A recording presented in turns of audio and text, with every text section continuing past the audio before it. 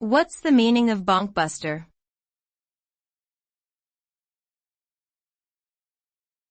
Bonkbuster.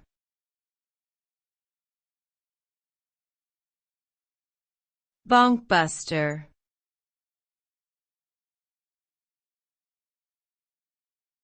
Bonkbuster.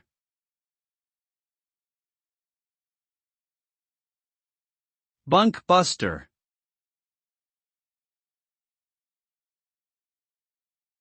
The term bonkbuster is often used to describe a genre of popular fiction, typically romance novels, that feature explicit sex scenes and a focus on physical relationships between characters. These novels are often criticized for being formulaic and shallow, prioritizing sexual content over character development and plot. Despite this criticism, bonkbusters remain popular among some readers who enjoy the escape and titillation offered by these types of books. The result of reading a bonkbuster may vary from reader to reader, but it is generally intended to be an entertaining and sexually charged experience.